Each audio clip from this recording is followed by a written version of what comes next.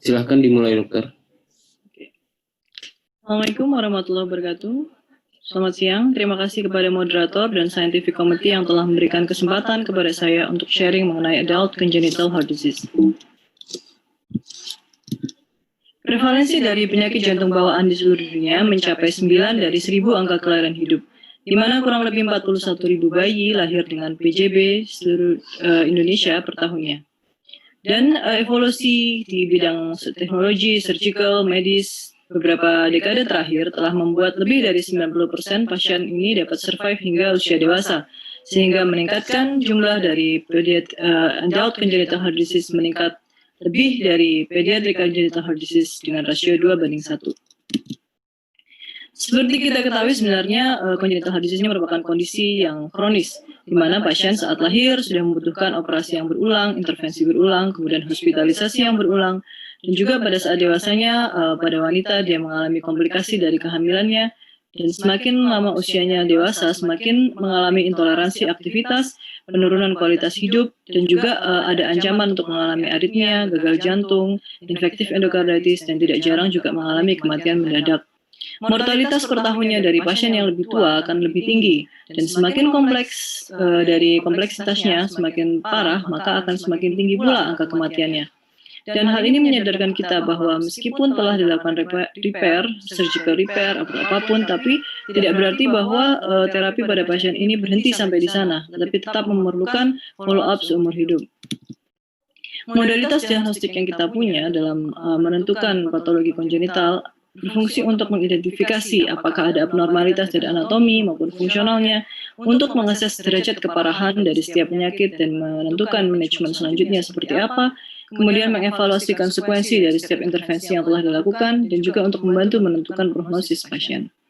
Ekokardiografi masih merupakan lini pertama modalitas diagnostik yang dipunyai, karena dia superior dalam mengestimasi pressure gradient dan juga pulmonary artery pressure karena memiliki Doppler sonografi, kemudian bisa mendeteksi struktur mobile yang kecil seperti vegetasi. Cardiac CT scan baik untuk mengevaluasi great arteries seperti melihat apakah ada stenosis, aneurisma, atau ada coarctatio aorta, dan juga baik untuk menilai apakah ada anomali dari ostium koroner. Sedangkan cardiac MRI juga berfungsi untuk mengkuantifikasi secara akurat setiap volume dari ventricle, kemudian ejection fraction, dan juga untuk menentukan apakah ada fibrosis dari miokardnya. Severitas atau derajat keparahan dari adult congenital heart disease ini sudah diklasifikasikan dan diberikan pedoman oleh ICCAH dan juga oleh ISC dengan mengklasifikasikan kompleksitas secara anatomis maupun fungsionalnya, dan juga kalau dari ISC diklasifikasikan menurut derajat ringan, sedang maupun berat. Nah, yang pertama kita bahas adalah mengenai shunt lesions. Shunt ini adalah suatu penyakit pirau di mana gold standardnya untuk ditentukan adalah dengan diagnostic cardiac catheterization, di mana kita bisa menentukan pulmonary vascular resistance-nya, kemudian pressure gradient atau tekanan dari setiap ruang jantungnya, kemudian kuantifikasi dari shunt, dan vasoreaktivitas paru, apakah masih bisa dilakukan penutupan atau tidak, terus kemudian juga untuk menilai coronary angiography, terus kemudian untuk menilai apakah ada kolateral di ekstrakardiak atau tidak. Nah, kita lihat di sini bahwa pressure dari setiap ruangan itu berbeda-beda, dan begitu juga dengan saturasi dari setiap ruangan jantung, dan dari great arteries baik aorta maupun pulmonal juga berbeda-beda, sehingga apabila ada kelainan dari jumlah ini, maka kita bisa tahu bahwa pasien mengalami kondisi patologis. Kemudian untuk menentukan flow ratio, secara normal sebenarnya aliran darah jumlahnya yang ke arah paru dibandingkan dengan ke arah sistemik adalah sama dengan 1. Namun apabila ada lubang di mana aliran darah yang seharusnya dari tekanan yang lebih tinggi yaitu dari kiri akan mengalir ke kanan, maka akan didapatkan QPQS-nya, aliran darah ke parunya akan lebih tinggi, yaitu lebih dari 1,5. Hal itu dikatakan ada signifikan left to right shunt. Namun apabila alirannya sudah terlalu tinggi di paru sehingga mengakibatkan hipertensi pulmonal, aliran darah yang dari kanan itu bisa mengalir berbalik reversionnya ke arah kiri, sehingga QPQS-nya akan kurang dari 1, atau disebut ada Eisenmenger physiology di mana terjadi right to left shunt. Selain untuk menentukan flow ratio, juga akan menentukan pulmonary vascular resistance, di mana patokannya seharusnya adalah kurang dari 3 untuk bisa dilakukan penutupan. Namun apabila sudah lebih dari 5 Wood unit, kemudian sudah diberikan terapi anti-pulmonary hypertension, maka merupakan suatu kontraindikasi untuk dilakukan penutupan. Untuk ASD sendiri kita nilai bagaimana, kapan kita berpikir untuk menutup, itu apabila didapatkan RV volume overload dan pH. Kita berpikir kalau ada RV volume overload, kemudian ada pH dengan PVR yang lebih dari 3, kita nilai lagi apakah kurang dari 5 dan masih lebih dominan left to right shunt. Apabila iya, maka kita lakukan penutupan. Apabila PVR-nya sudah lebih tinggi dari 5, tetapi sebenarnya masih lebih banyak dominan left to right shunt, maka bisa dilakukan penutupan tetapi masih menyisakan lubang untuk mengatasi apabila pada suatu saat terjadi peningkatan tekanan di pulmonary artery pressure sehingga tidak terjadi pH crisis selanjutnya. Dan apabila pasien sudah diberikan terapi anti-hypertension dan tetap PVR-nya tetap tinggi di atas 5 dan sudah dominan right to left shunt, maka sebaiknya kita hindari untuk dilakukan penutupan. Pada ASD sekundum sendiri sebenarnya pilihan yang terbaik untuk penutupan adalah dengan percutaneous device closure. Tapi kita bandingkan bagaimana sebenarnya outcome-nya. Ternyata usia juga memiliki impact terhadap morbiditas dari intervensi ini. Sehingga kita temukan ternyata eventnya lebih tinggi secara signifikan pada usia yang lebih dari 40 tahun dibandingkan usia yang lebih muda. Di mana hospital stay-nya sebenarnya lebih rendah pada pasien yang dilakukan penutupan secara percutaneous. Kemudian untuk VSD sendiri, prinsip kapan dilakukan penutupan adalah melihat apakah ada LV volume overload dan apakah ada pH atau tidak. Apabila kita lihat ada pH dan dominan left to right shunt, maka masih bisa dilakukan penutupan. Tidak ada LV volume overload tetapi tidak ada pH, masih tetap bisa dilakukan penutupan yang indikasi kelas 1. Kemudian apabila didapatkan PVR-nya sudah lebih dari 5 Wood unit dan QPQS-nya sudah kurang dari 1 atau didapatkan desaturasi pada saat exercise, maka sebaiknya kita hindari untuk dilakukan penutupan. Dan kemudian apabila tidak didapatkan LV volume overload, tetapi didapatkan prolapse dari cuspis aortic valve-nya yang mengakibatkan progressive aortic regurgitation, maka sebaiknya dilakukan penutupan. Apabila tidak ada prolapse tetapi ada riwayat infektif endokarditis, sebaiknya tetap dilakukan penutupan. Dan apabila tidak ada keduanya, maka tidak perlu dilakukan penutupan defect. Untuk PDA, kita juga didasarkan pada LV volume overload dan pH. Apabila memang masih pH-nya memang PVR kurang dari 5 Wood unit dan lebih dominan left to right shunt, maka sebaiknya dilakukan penutupan. Namun apabila PVR-nya sudah lebih dari 5 Wood unit dan sudah ada Eisenmenger physiology dan pasien mengalami desaturasi pada ekstremitas bawah pada saat aktivitas, maka sebaiknya kita hindari untuk dilakukan penutupan. Bagaimana dengan adult congenital heart disease dengan kompleksitas sedang? Sebagai ilustrasi kasus, ada pasien 24 tahun yang dikirim dengan VT. Pasien ini memang sebenarnya sudah mengetahui bahwa memiliki penyakit jantung bawaan sebelumnya, tetapi tidak pernah ada keluhan sehingga tidak pernah melakukan follow up. Kita lihat di sini ada VT pada ECG-nya pada saat di rumah sakit yang awal. Kemudian kita lihat di sini adalah ruang jantungnya yang sudah begitu besar dan sehingga menutupi ruang rongga toraksnya. Dan kita lakukan echo, ternyata didapatkan adanya atrialisasi dari right ventricle dan juga pergeseran atau displacement dari katup septal leaflet dari tricuspid valve-nya ke arah apikal. Sehingga ini adalah merupakan hallmark suatu Epstein's anomaly. Epstein's anomaly sendiri diklasifikasikan oleh Carpentier berdasarkan morfologi dan fungsi dari RV-nya, kemudian apakah leaflet dari anteriornya bisa bergerak bebas, mobile apakah tidak, dan apakah ada RVOT obstruction. Pada pasien ini kita lihat adalah Epstein's tipe B. Yang kita pikirkan konservatif apabila pasien itu sebenarnya asimptomatik dan tidak didapatkan gejala, tidak didapatkan right to left shunt, tidak kardiomegalinya ringan, itu saja. Tetapi pada pasien ini didapatkan simptomatik aritmia, yang seharusnya kita lakukan EP study dan ablation. Pasien sudah kami edukasi untuk dilakukan EP study dan ablation, tetapi pasien menolak untuk dilakukan tindakan intervensi maupun tindakan operasi apapun. Dan kapan kita berpikir untuk dilakukan corrective surgical? Memang ini masih merupakan suatu tantangan bagi para surgeon yang dilakukan karena tidak semua center berpengalaman untuk melakukan surgery pada Epstein's anomaly. Dan kita pikirkan apabila didapatkan tricuspid regurgitation yang severe, yang berat, kemudian sudah jatuh dalam gagal jantung, dan RV dilatasi yang progresif, kemudian penurunan dari fungsi ventricle, dan juga apabila ada masa tachyarrhythmia. Hal itu kita pikirkan untuk dilakukan surgical correction. Bagaimana dengan adult congenital heart disease dengan kompleksitas yang berat? Salah satu contohnya adalah ini, ada pasien 18 tahun yang dikirim dengan cyanosis dan sesak. Kemudian pasien memang sering berjongkok sejak kecil apabila dia merasa sesak, kemudian lebih biru apabila dia menangis.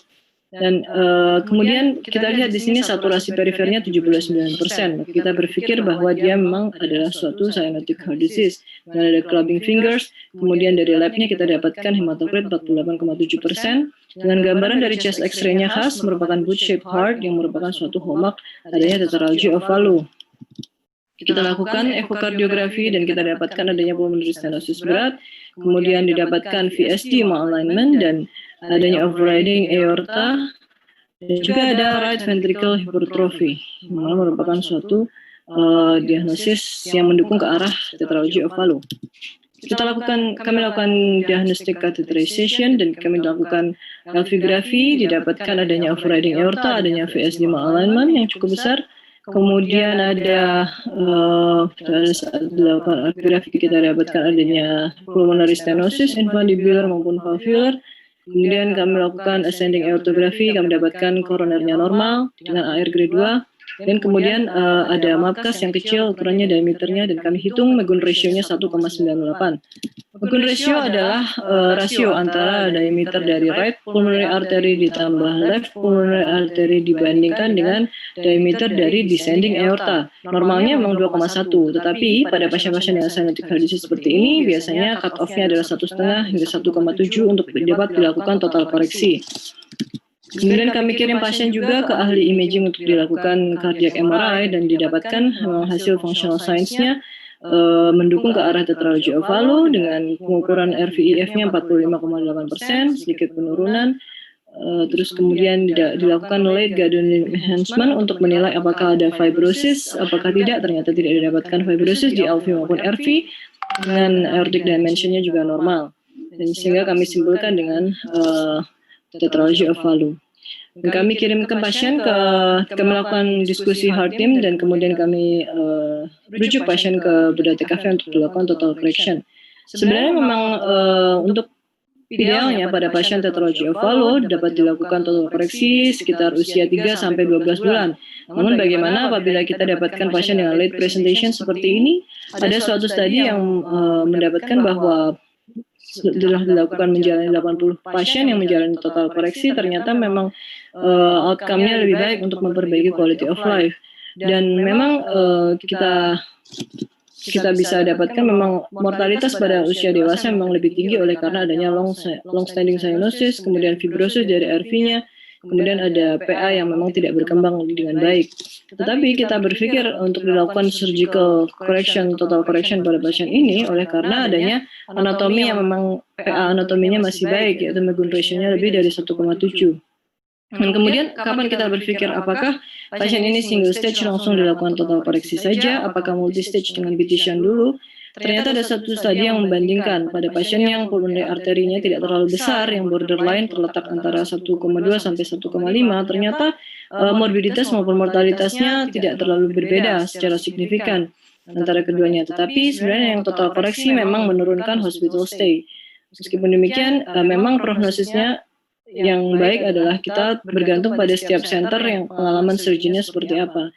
Dan kemudian prognosisnya juga akan lebih baik apabila usianya lebih muda, kemudian fungsi dari right ventricle-nya lebih baik, dan juga tidak ada fibrosis.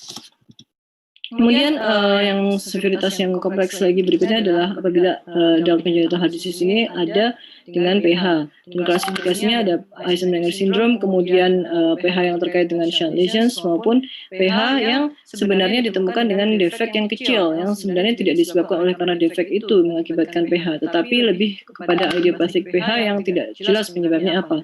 Kemudian PH setelah koreksi. Nah, ini sebagai ilustrasi kasus ada seorang laki-laki usia 20 tahun dengan dyspnea dan kebiruan pada saat aktivitas fisik dan telah menjalani terapi antipulmonary hypertension dengan terapi medikamentosa dan kita lihat saturasi perifernya 86%. Kita bisa melihat di sini adanya clubbing fingers dan cyanosis, adanya tanda inverted coma sign pada chest X-ray yang sebagai hallmark adanya pulmonary hypertension.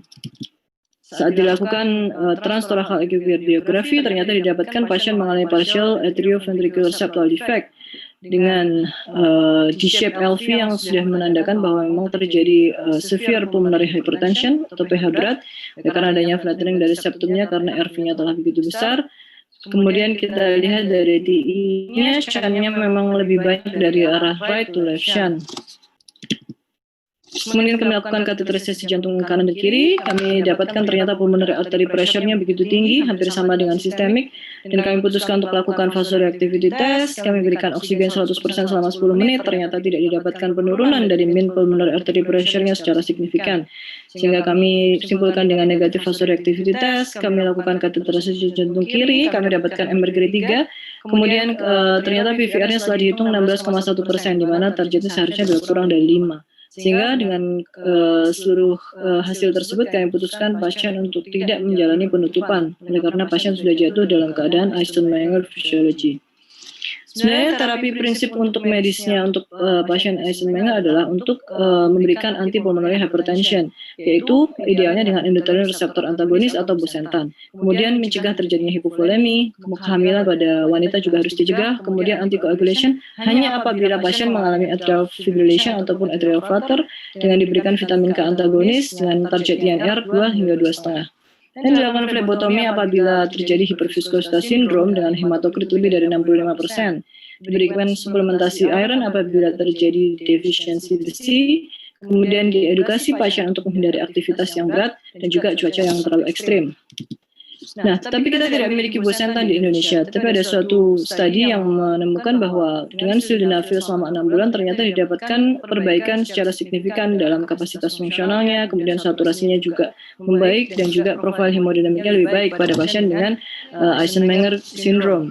Dan kemudian ada satu studi lagi dari International Journal of Cardiology, ternyata pasien mengalami perbaikan dari simptomnya dalam 2 minggu, tetapi perbaikan itu juga secara dramatis dialami ketika pasien mendapatkan dosis yang sangat tinggi, yaitu 150 mg per hari.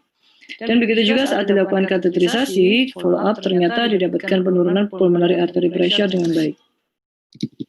Sehingga sebagai take home message-nya adalah prevalensi dari adult congenital heart disease ini semakin meningkat, sudah dapat melewati dari pediatric congenital heart disease.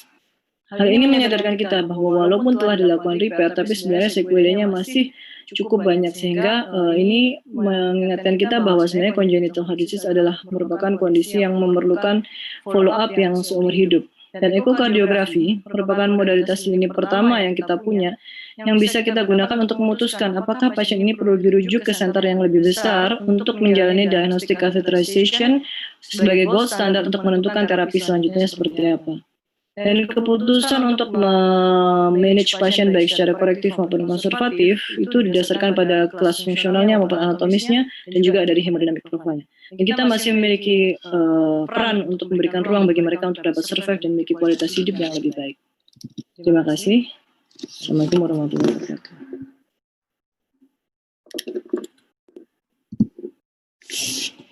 18 menit, dokter. Ya.